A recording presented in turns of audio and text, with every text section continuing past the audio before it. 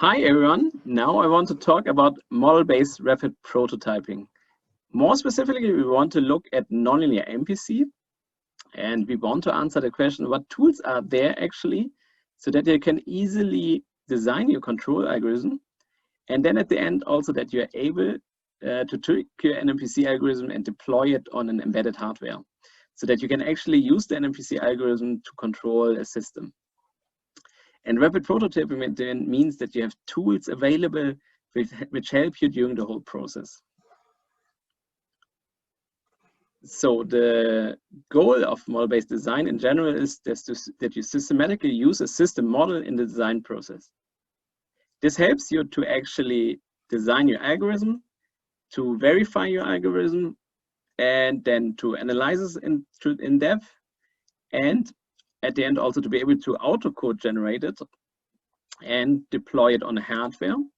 This is especially important if you have applications, for example, a control design, which goes on an embedded system where reliability is important. This holds true, for example, if you look into autonomous driving, where it's even safety critical. So humans can be seriously injured if you have a really bad algorithm. But also if you have a wind turbine and the wind turbine controller is not working, then you of course also have quite some disadvantages. And so in these cases, the algorithm needs to work really reliably. And in these cases, actually, it becomes very important to have a systematic way of designing your algorithm. And then model-based design has very severe advantages. So you have at the end, ideally, an automated workflow that reduces time because everything is automated, and you reduce also the error-prone steps. So if you think of the testing, for example, if you would do always the testing very manually, this is of course a lot of effort and you might forget to test a specific setup. But if this is automated, then you know actually that all the tests you need to have to fulfill your requirements, that they are actually fulfilled. And if you have a complex algorithm like nonlinear NMPC, these kind of model-based design workflows are even more important because, of course, it's very, very complex, and so it's quite easy to introduce errors. And that's the reason why it's good to have such a model-based design workflow in place. If you look in specific, what does it mean for nonlinear NMPC algorithms? What do you have to do? Then from the technical side, you need to actually have or come up with a system model. So this is the model of the system that you want to control. Then you need to find an appropriate formulation of the optimization problem that it takes care of what kind of requirements do you have from your closed loop control system, but also like to take into account the characteristics of your system model. And then if you have these two, you need to have a numerical solver, which is actually able to compute the optimal actuated values in real time. And this needs to be, of course, often very fast, especially if you think of embedded systems, but also needs to be very reliable. And so to take it into account, you need to have a numerical solver in place, which takes care of these things. And at the end, what you additionally want to have is an automated code generation, that you not only have the algorithm, but you have software which you can embed on your hardware platform, which is the target. So we are happy that we could actually join our forces with MathWork. So Embotech and MathWork together actually developed such a rapid prototyping workflow for nonlinear NMPC. And we want to show it to you what it actually means and how does it work. And first I will give you a brief overview, and then afterwards we will also look into the one code example so that you actually also see how does it look like in real code.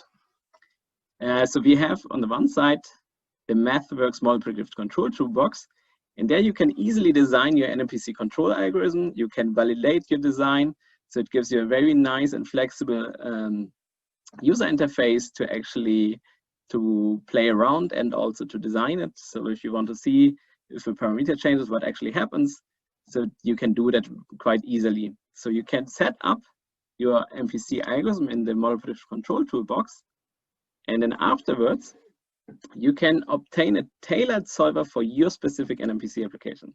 So what does it mean? If you have a specific prediction horizon, then this solver is generated, which is exactly for this specific horizon. And then it takes also into account the structure of your problem, and the best suitable algorithm is chosen for your specific needs. And this would be the FORCESPRO solver. And this is a solver which can be used for nonlinear MPC problems. So for example, nonlinear programs are solved, or also mixed integer nonlinear programs.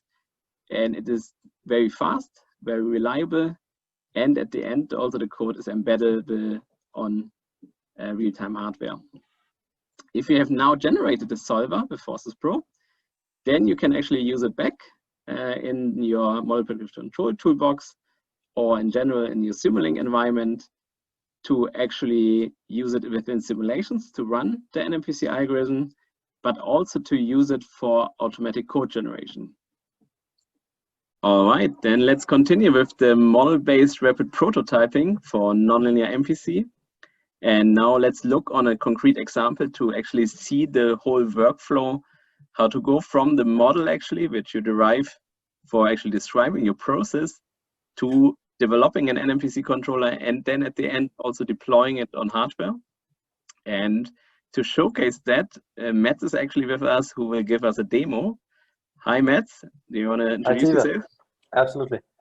Hi everyone, so I'm a software developer at Embotech, and today I'll show you how to use the MPC Toolbox plugin from Forces. That sounds good. So let me show you what we'll be looking at.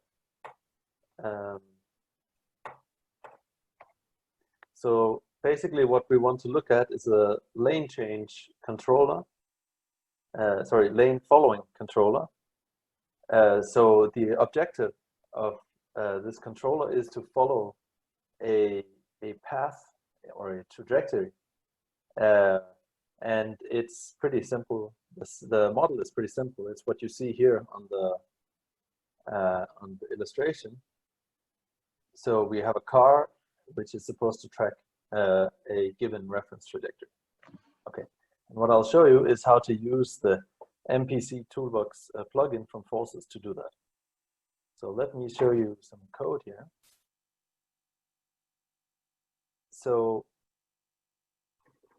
the main thing one has to do when one wants to set up such a controller through the plugin is that one has to construct an NLMPC object, which is constructed through this constructor here, NLMPC. So for those of you familiar with the MPC Toolbox, you will know that this is pretty simple to set up, and the power really is in sort of how advanced models you can make with really simple coding. So the way this is set up here with the 7-3 and so on, what this means is that we have 7 states in our dynamical systems. We have 3 controls, and then we have the measured variables, the indices of the measured variables, the measured disturbances, and the unmeasured disturbances. So once we have this set up, we can start defining our model. So this is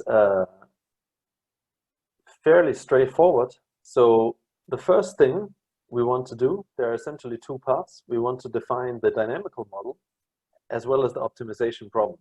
So the dynamical model, the way this will work here is that we have a continuous model. So we set up the sampling time, which is given just by this TS field, as well as the prediction horizon and control horizon. So perhaps the most natural case is when the control horizon coincides with the prediction horizon. But here we're allowed to choose a shorter control horizon, which just means that the control will be constant in the last part of the prediction horizon. Apart from that, there are really only 2 things one would have to set up. In order to have the dynamical model in place. So the first thing we can set up is, so the model is sort of set by this model field of the NLMPC object. we now have to supply two functions. So the first is the state function, and the second is the output function. So the state function is the one governing the dynamics. And the way this is set is simply by setting the name of the function. So I have that function here. And what you can see is that this is pretty easy to set up. The sort of the language is pretty much self-explanatory. So we have our state x and our control u, and then we have dx dt. And as you can see in here, we just define a bunch of constants in our model. And essentially what we end up defining is a vector, dx dt, which is our output. So the second thing is then the output function. So typically, this is a pretty simple function, and you can see here, it's exactly the same principle. You just supply the name to the function, and you can have a look at it here. Okay. So this is pretty much what's required to set up the model part, the dynamical model in our NMPC object here. And the second part that needs to be set up is the optimization problem. So this is, again, fairly straightforward. One of the most basic things you can do here is to set some constraints on your variables. And this is, the notation is pretty easy to follow. So you take sort of these, for example, let's take measured disturbances here. And so, well, you have, you have manipulated variables first, where you can set some constraints on. So you can set maximum value and a minimum value. Can I also set the constraints on anything else than the manipulated variables? Yes, this should be possible, yeah. Okay, so I can basically take the states or the outputs and then do the same thing, and then also set constraints, right? And it follows the same easy to follow notation. Okay. Yeah. So so apart from that, you can also set these scale factors. So these are basically oftentimes to really get the most out of an optimization solver, you want to scale your problem correctly. And typically it's useful to first model, define your model in a certain way, and then do the scaling afterwards. So this, and again, this is pretty easy notation here. You're allowed to just set the scale factor here. So next, we want to also define the objective function. So when this is set through this NMPC plugin, there's a kind of standard form of the objective function. And what you simply have to define are the weights on the different variables. So you can see here, you set the weights on the manipulated variables, and you set some weights on the output variables. And I assume these are probably least square terms, right? Yes, exactly. Yeah. So one of the things I personally like most about the NMPC plugin, or maybe more generally this MPC Toolbox framework for defining MPC problems, is that we have this validate function functions. And what it does is that it allows us to do a kind of easy sanity check and check that our model is somewhat correct. So what we simply have to do here is that we define some auxiliary values for our parameters, and then we call validate function. And what this does is that it checks that dimensions, etc., fit into, so we can call function inputs can be passed as outputs as well, etc. That sounds good. Could you show it to us, how it looks like, the output of validate function? Absolutely. So let's try to run this thing.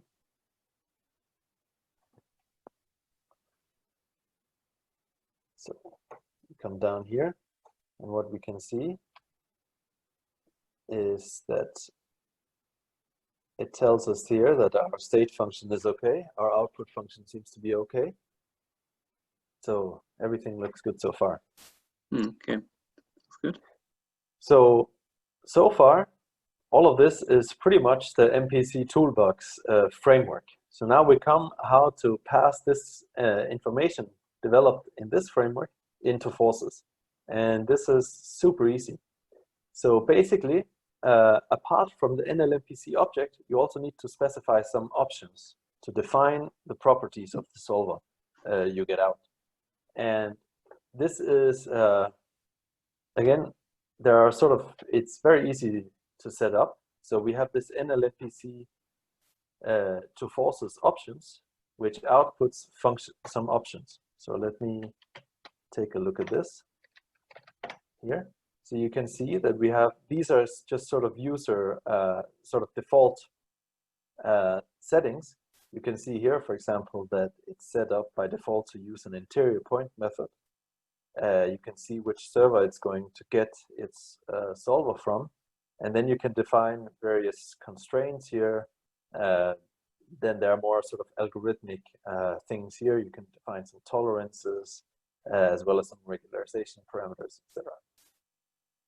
And the main point is that you don't have to do anything from the beginning. Once you have it running, you can start changing the options to really get the most out of your solver. Okay. So what kind of other solution algorithms are there? Like I see interior point. Exactly. So the default one here is the interior point, but we also have an SQP solver. So sequential quadratic programming. Okay. As well as a QP solver, but that's not for the NMPC part. Okay, so now let's take a look at this. So here what we do is we say that the library we're gonna download is gonna be called lane follows solver, and we set a couple of settings here. And now we're at the point where we want to generate the solver. And this is, again, extremely easy. We just call this NLMPC to forces function on our NLMPC object and our functions. So let's take a look at what this looks like.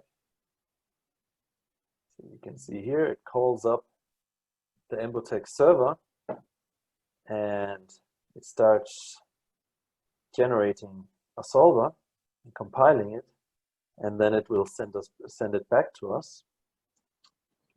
Okay, but so to summarize it, so does it mean like we set up the entire problem in the MPC toolbox, and then a tailor-made solver is generated for your specific problem based on forces? Exactly. And even more, it's again fit into the MPC toolbox framework, so you can call it the way one would want to call it. For example, it's easy to fit into Simulink and other things. Yeah. Okay. Okay, so now we can see here that we got back the library, and now it's compiling it together with the parts from the MPC toolbox, and so now we're done here. Okay, so this pretty much so now we have our solver generated, and we are ready to try to call it. So let's try to see if we can do that.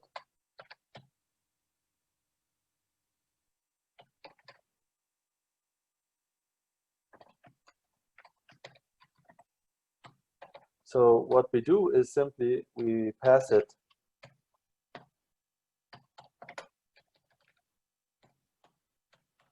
some data here, and we want to record simply the info, make sure that we get our thing. So what we see is that we can call the generated solver on the data we supply. We can check that we get exit flag 1, and we get some basic statistics out. How many iterations did it take? What was the cost? How well were the constraints satisfied, as well as the solve time, and so on. So the solve time here is actually 2 milliseconds, right? Exactly, yeah. That's very good, yeah. And then if I run it in a closed loop simulation, I guess I need to update the options.x0, which is the... Exactly. So here I just put in the starting values we want to put in. But basically you would then have to call it on the state of your system, or in the measured parts of your system, yeah. Okay, yeah, that sounds good. And the solver, how is it actually shipped? Is it a library, or how can I? Exactly. So what comes out when we generate the solver here through the NLMPC to forces function is that we get a solver library. We can see it up here, lane follow solver. And in our library directory, we get the library that we can call.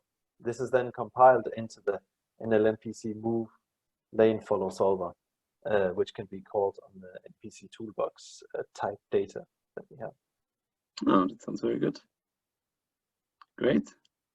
Okay. So thanks for giving this overview on how to build actually the NMPC controller. It looks really good and handy. Thanks. My pleasure. Thank you. All right, so far we have seen how to actually use the MATLAB MPC toolbox plus forces toolchain to actually generate an NMPC controller and to call actually an NMPC controller. Now, of course, it would be nice to also see how you can actually deploy it on real-time hardware, because at the end, we want to run it on an embedded system and control a specific application with that. And to actually demonstrate that, I have Jean with me. Jean, you want to introduce yourself? Hello, Tiva. Yes, thank you, Tiva. So I'm Jean, I'm a software developer on FORCESPRO.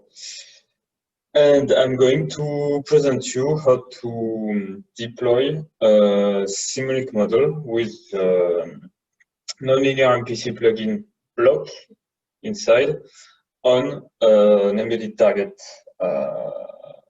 which is Speedgoat QNX in this case. Nice, sounds good.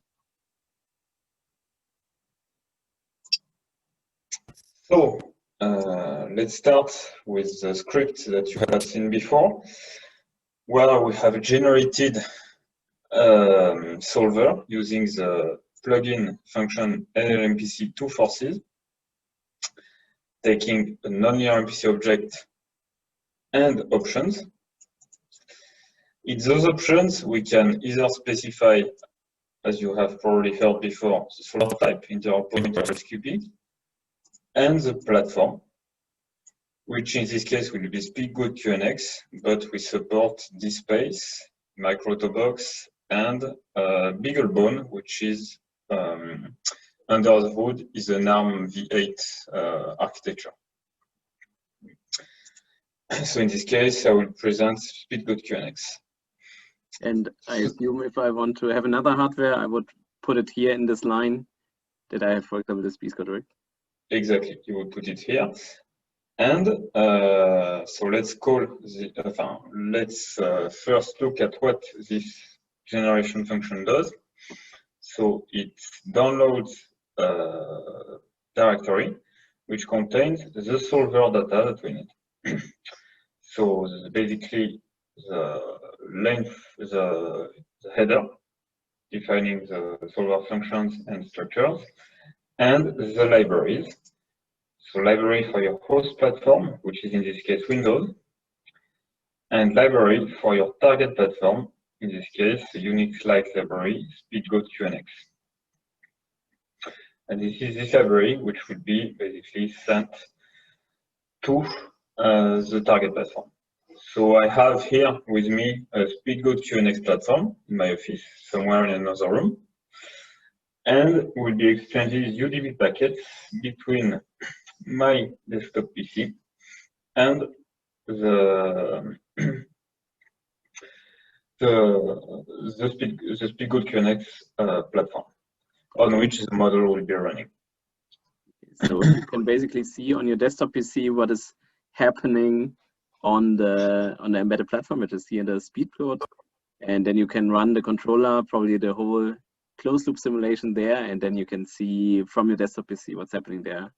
Exactly. I will have scopes here in the Simulink model to show me what's going on in the desktop PC. Okay, sounds good. So let's look at the Simulink model. So it's a lane following example where we want to have a vehicle to track a given line with a defined by its curvature. So basically, we want to minimize the lateral deviation of the vehicle to this line, and while following a given speed reference, so some velocity.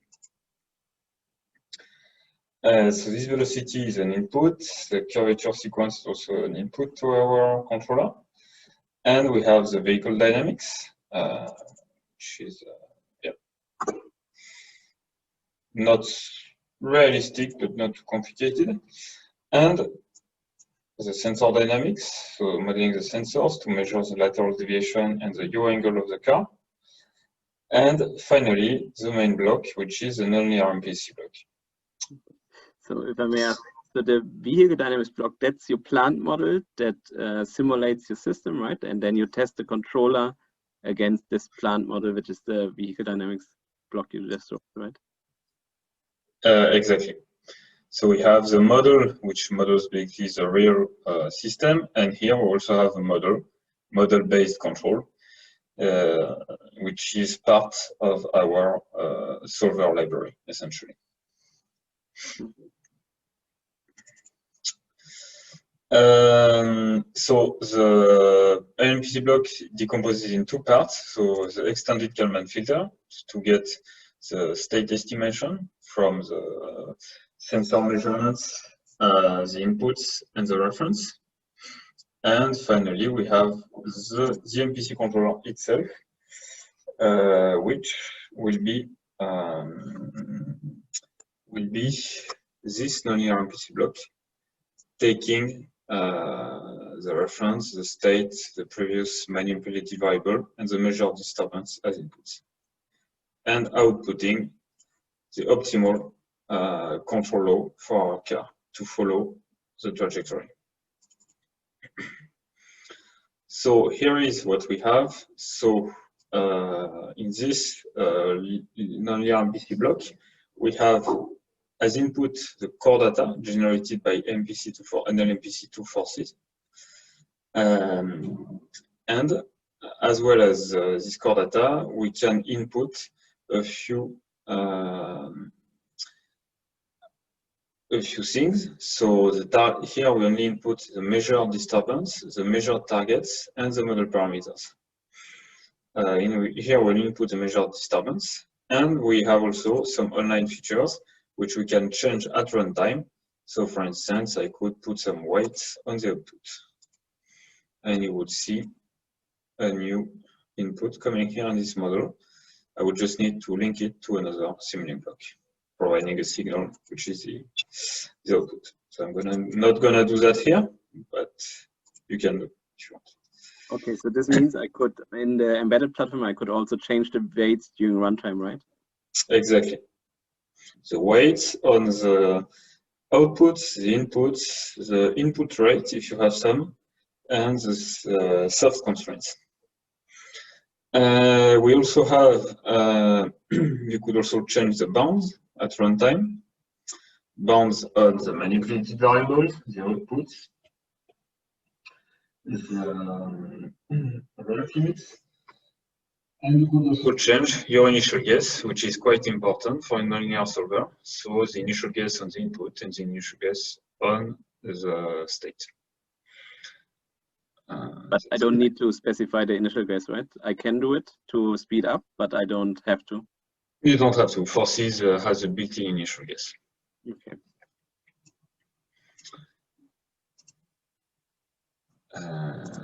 Yes, so that's pretty much it regarding the model.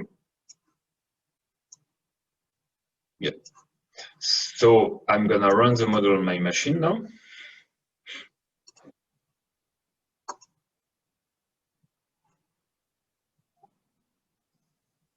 So you can see that we track the longitudinal velocity quite accurately.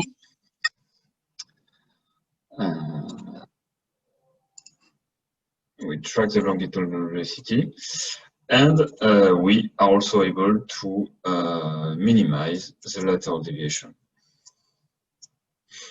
To minimize the error of the lateral deviation. So to make it.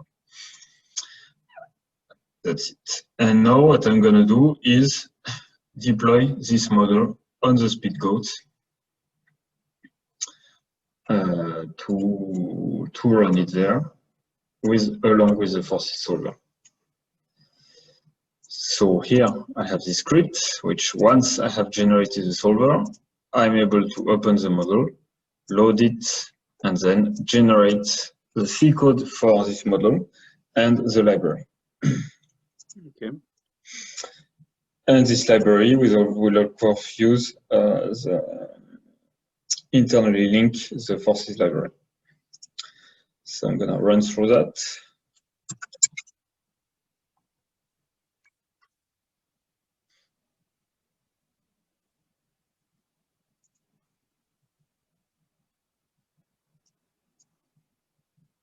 Okay, could you explain what has happened now with this command?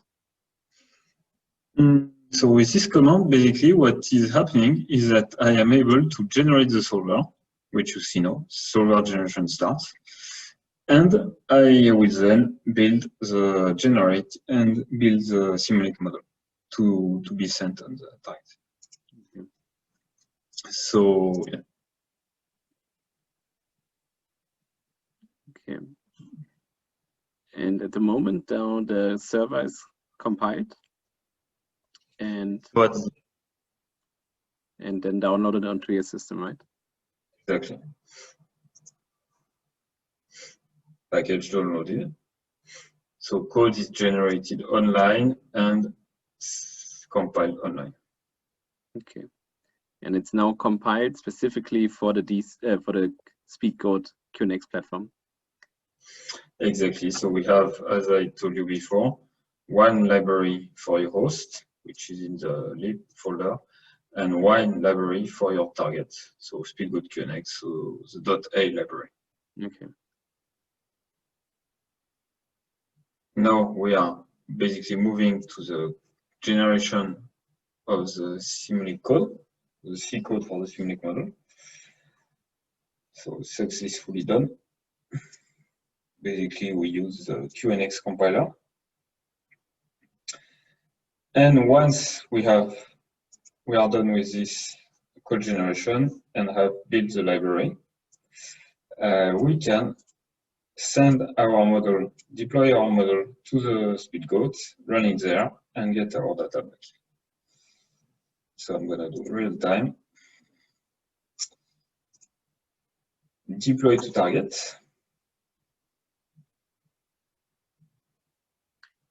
So it's sent to a QNX, which is in the room next to me. And once I have deployed the model to the target, I can connect to the model.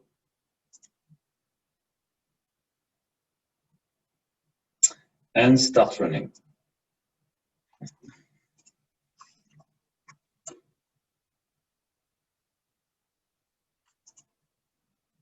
Okay, and now that you start running, you can see the simulation proceeds. Okay, now it's running on the QNX platform, which is sitting in the room next to you. Yeah, and you can see the simulation proceeds, and you have the scopes monitoring what's going on. And you get the data now via the UDP connection. Via the Simulink real-time UDP connections. Yeah.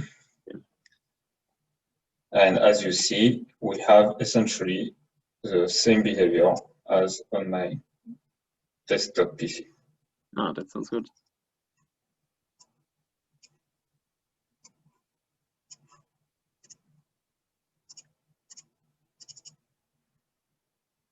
Okay. Here it is. So yeah, so you can essentially do that quite similarly with this space.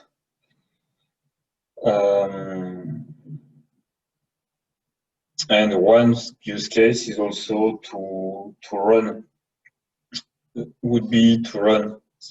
one part of the Simulink model on the SpeedGoat or the controller on the SpeedGoat and the let's say the model on my desktop PC. It's also possible to do that if you want. And I think the most typical use case is to run the controller on the SpeedGoat and then control real applications with the speed code hardware. Yeah, exactly. Yeah, that sounds very good. Yeah, thanks for showing how to actually deploy the nonlinear MPC controller on a real-time embedded hardware. That looks really good and really easy to do. Yes, it is. In real life, it is. Okay. You can trust me. Thank you, Tiva. Thanks a lot, Joe, for showing us. Bye-bye. Bye.